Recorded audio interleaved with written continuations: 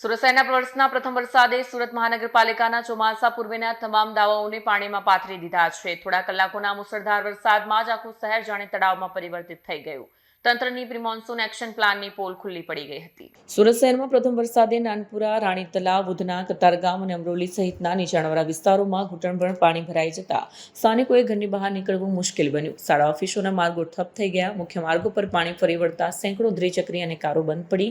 Ring road, રટવા lines અને Varachha road પર લાંબો ટ્રાફિક જામ થયો, જેના કારણે કટોકટીના વાહનોને પણ અવરજવરમાં તકલીફ પડી.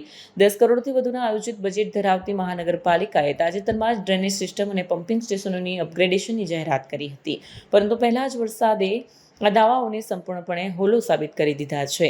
ઘણા વિસ્તારોમાં તો ડ્રેનેજ લાઇનો ઓવરફ્લો થતાં ગટરનું પાણી પણ રસ્તા પર ફેલાયું હતું. લોકોએ સોશિયલ મીડિયા પર તંત્ર સામે આક્રોશ વ્યક્ત કરતા ફોટો અને વિડીયો પણ શેર કર્યા. દર વર્ષે આ જ દ્રશ્ય, પણ કોઈ સુધારો નહીં જેવી પ્રતિક્રિયાઓ વાયરલ થઈ રહી છે. આ ઘટનાને એક વખત ફરી સાબિત કર્યું છે કે વિકાસના આંકડા કરતાં જમીની વાસ્તવિકતા અને કામગીરી વધુ મહત્વની છે.